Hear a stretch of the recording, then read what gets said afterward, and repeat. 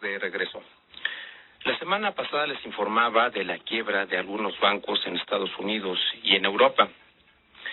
Desde entonces, esta noticia ha causado preocupación en prácticamente todo el mundo, y aunque los gobiernos dicen que no hay de qué preocuparse, que los bancos tienen la solvencia necesaria para cumplir sus objetivos y compromisos, hay mucha especulación al respecto. No sabemos exactamente si esta noticia es el indicio de alguna crisis o de algo peor que pudiera tener lugar en el futuro. Y para platicar más abiertamente de este tema, tenemos con nosotros nuevamente a Darío Ibarra Zavala. Darío, muy buenos días, gracias por acompañarnos. Hola, ¿qué tal? Muy buenos días, un placer, como cada vez que se pueda tener la ocasión. Gracias, Darío. Platícanos, por favor, en tu concepto, ¿cómo debemos entender, cómo interpretar los últimos acontecimientos relacionados con la quiebra de bancos en Estados Unidos y en Europa? Bien, normalmente en una economía de mercado o capitalismo, como también se le conoce, es normal que empresas nazcan y empresas desaparezcan. Y esas pueden desaparecer porque no fueron bien administradas, porque el producto o servicio pasó de moda y la empresa simplemente desaparece. Así es que es normal que haya quiebre de empresas. Lo que en este caso marca cierta particularidad es que se trata del sistema financiero, se trata de bancos. Los bancos, aunque también son empresas, la banca comercial, se cocina un poco aparte, necesita un tratamiento separado por el impacto que puede tener en toda la economía. Concretamente, cuando un banco quiebra, lo que esto puede provocar es que los cuentavientes, los ahorradores de otros bancos, piensen que su banco también podría estar en problemas y en ese caso acudan masivamente a retirar su dinero y con eso se convierta en una profecía autocumplida en donde efectivamente los bancos empiezan a quebrar uno tras otro. Cuando esto pasa en un país, en el mundo globalizado en el que vivimos, lo que puede ocurrir es que pronto las sucursales de un banco, pensemos en alguno internacional como Scotia o HSBC, cualquier banco internacional que tiene sedes en diferentes lugares del mundo, si empieza a quebrar en su país de origen, rápidamente se puede llevar el problema hacia los otros países donde también tiene sucursales y entonces tener un contagio masivo. Esto que estoy comentando es, digamos, el escenario catastrófico, lo que podría ocurrir. Por esa razón es que es muy importante que el sector bancario esté regulado y que se intervenga inmediatamente. Si pensamos, por ejemplo, en una suerte de efecto dominó, que sería el equivalente, nada más que concretamente en el caso de bancos, lo que ocurre es que cuando cae la primera ficha, en automático se viene un efecto donde van cayendo más y más y más fichas hasta que se dé el colapso total. Lo que se tendría que hacer es evitar que otras fichas caigan. Es decir, si ya cayó la primera, se debe intervenir para evitar que otras fichas adicionales sigan cayendo y de esta manera el sistema completo se mantenga estable. Y eso es justamente lo que ya se está haciendo en tanto en Estados Unidos como en Europa. Ya hay intervención de las autoridades monetarias y fiscales para evitar que se genere una corrida bancaria. El riesgo, sin embargo, existe, pero ya se está interviniendo para evitarlo. Por lo tanto, mi pronóstico es que no se va a presentar una situación de nueva crisis internacional. Puede ser, el riesgo está presente, así como nos podemos ganar la lotería para aquellos que compran boletos. La probabilidad de ganárselo pues es baja, pero puede ocurrir. Aquí estamos en una situación semejante. Considero poco probable que se genere una crisis grande, pero siempre existe el riesgo de que ocurra. Claro, Darío, y tienes toda la razón.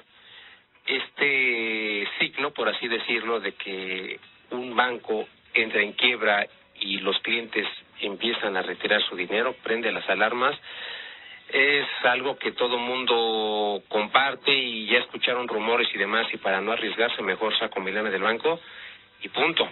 Y como bien lo refieres, esta primera pieza de dominó ya se cayó, ya hay que evitar que caigan las siguientes, y en ese sentido quiero preguntarte, ¿qué acciones han implementado de manera concreta los gobiernos de Estados Unidos y en este caso los bancos suizos que quebraron en Europa, para evitar, como dices, los efectos posteriores de alguna quiebra o bien del cierre de alguna otra institución bancaria.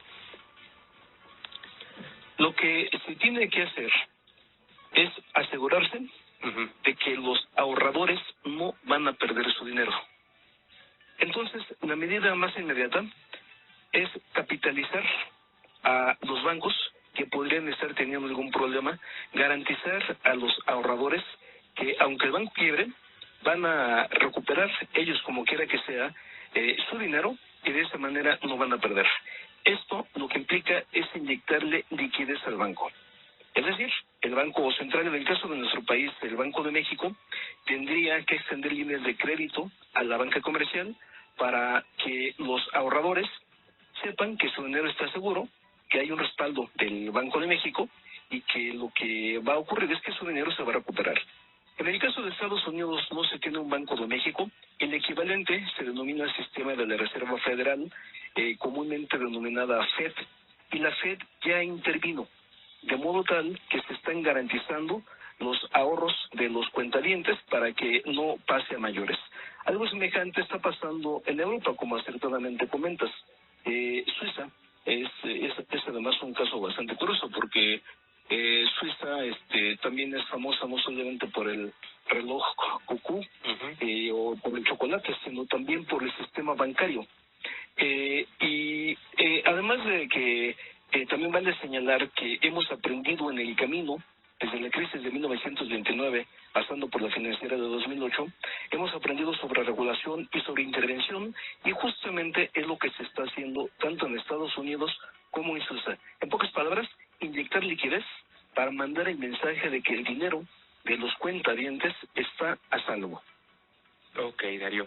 Hace un momento nos comentabas que el riesgo existe, que es una posibilidad tal vez pequeña, pero pudiera ocurrir algo peor, a alguna otra señal en el futuro, y desde un punto de vista global quiero preguntarte si la quiebra de bancos nos puede dar a entender que puede haber más quiebras en bancos, por ejemplo, de Euroasia, y provocar una crisis financiera prácticamente en todo el mundo. Sí. De hecho, el riesgo como tal existe. Eso es innegable. Definitivamente de que puede ocurrir, puede pasar.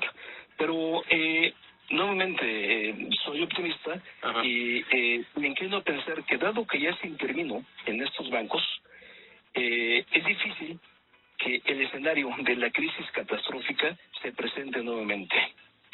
De hecho, uno de los episodios de la historia del mundo, la llamada Gran Depresión de 1929, para algunos comenzó con la quiebra de un banco llamado Bank of America.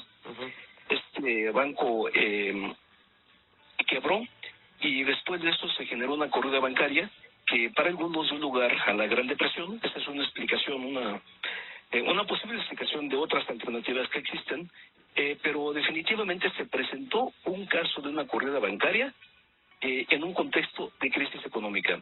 En el 2008 ocurrió algo parecido. Una empresa financiera, Lehman Brothers, igualmente quebró, y finalmente se marcó el inicio de lo que se llama contemporáneamente la Gran Recesión. No tuvo las dimensiones de 1929, pero aún así fue una crisis importante que surgió en Estados Unidos y se fue al mundo entero. Así es que en este momento ciertamente podría ocurrir que esto que está pasando sea la antesala de una crisis de dimensiones mayores. Pero como he comentado, hemos aprendido en el camino, tanto desde 1929 como en 2008. De hecho, en 1929 el impacto económico de la crisis fue mucho más severa que la crisis de 2008.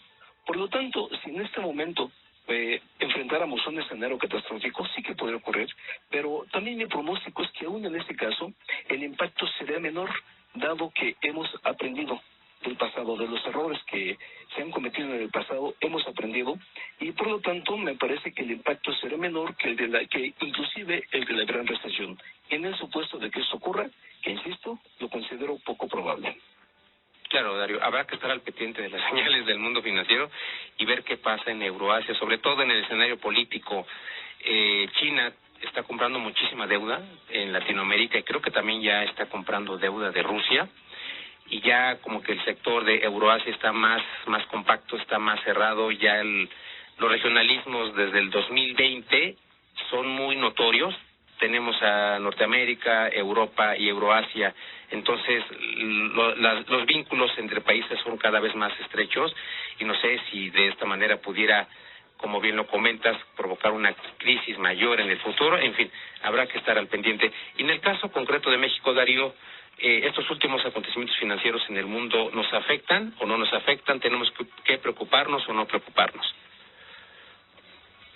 Como lo comentas, es importante ver las señales, y esto se va a ver muy pronto. Uh-huh. Muy pronto yo me refiero no más allá de 2 o 3 semanas. Okay. Si en 2 o 3 semanas no se presentan más quiebras bancarias masivas en el mundo, en este caso diríamos que solamente fue como una amenaza de tormenta que no se materializó y deberíamos despreocuparnos. Uh-huh. Por otra parte, bajo el supuesto de que se diera una crisis, en México lo que se dice, y hay evidencia de ello, uh-huh, es que la banca en este momento es sólida. Finalmente, también aquí aprendimos.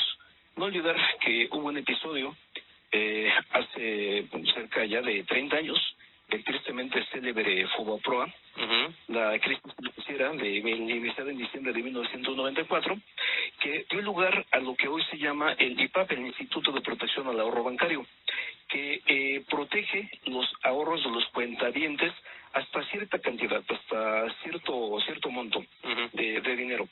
En este caso, los ahorros de los cuentavientes, en el caso de México, están protegidos. Contamos con una institución que está revisando cuidadosamente que no ocurra un episodio catastrófico. Por lo tanto, yo pensaré que en el caso de México, nuestro riesgo, si bien está presente, uh-huh, como siempre está latente, es menor. Es decir, creo que tenemos un sistema bancario suficientemente sólido como para evitar llegar a una crisis bancaria como las que ya hemos vivido, ¿no? Como la de 1994, por poner un ejemplo. En resumen, lo considero poco probable y creo que el sistema es razonablemente sólido para poder sortear esta ligera tormenta que se está teniendo en el resto del mundo. Ok, Darío, tienes toda la razón. Nuestro país ha atravesado por un sinnúmero de crisis, el 94, el 82, en los 70 también tuvimos varios problemas que, como bien lo refieres, nos han enseñado a aprender en el camino y ver exactamente cuáles son nuestros problemas y cómo tenemos que resolverlos. Y ya para finalizar, aprovecho la ocasión para preguntarte, ¿cuál es el escenario? ¿Cuál es el futuro de la inflación en nuestro país? Pues ya hay evidencia de que el índice general de precios, si bien sigue creciendo, uh-huh, muestra una tendencia a la baja. Esto es, digamos, la variación de la inflación como tal, uh-huh, tiende a reducirse. Okay. Llegamos a niveles cercanos a 8%, más o menos por allá de diciembre, enero, y me refiero a la inflación anualizada, uh-huh, medida, digamos, temporalmente tendremos que tomar el INPC de febrero del 2023 y compararlo contra febrero del año pasado, del 2022. Es así como se mide típicamente la inflación, mes-año contra mes-año. Y si hacemos un recuento de este análisis, observamos la inflación, en los últimos meses lo que hemos podido observar es que se está reduciendo. Uh-huh. Por lo tanto, me parece que el fenómeno temporal que también tuvimos del episodio inflacionario, y no solamente de México, sino del mundo entero, finalmente se está reduciendo, y me parece que en poco tiempo en términos de inflación sería más o menos lo que queda del año. Uh-huh. Vamos a poder observar que la inflación va a seguirse reduciendo.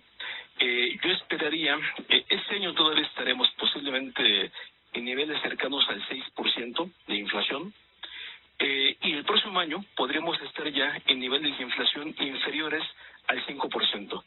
5%, y hasta el próximo, digamos hasta estamos en 23, en el 25, que no es el 26, es cuando llegaremos a niveles inflacionarios más o menos como los que establece el Banco de México, concretamente de entre 3 y 5%.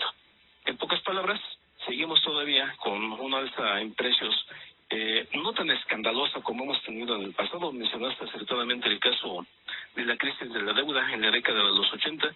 Por ella se llevó a tener niveles de inflación de auténtico escándalo. Sí. No estamos en esta institución, en lo más mínimo. No tenemos una inflación de 2 dígitos que supera el 10%, pero aún así estamos en niveles superiores al 7%. Lo esperado es que se siga reduciendo y que dentro de 2 años aproximadamente nos encontremos en un nivel cercano al 3 o entre 3 y 5%, que es más o menos para los estándares mexicanos un nivel inflacionario anualizado razonable. Ok, Darío. Te agradecemos muchísimo nuevamente tu participación para Entre Diálogos y como bien lo comentas, si más adelante nos pudieras ilustrar en otro tema, con mucho gusto contamos contigo.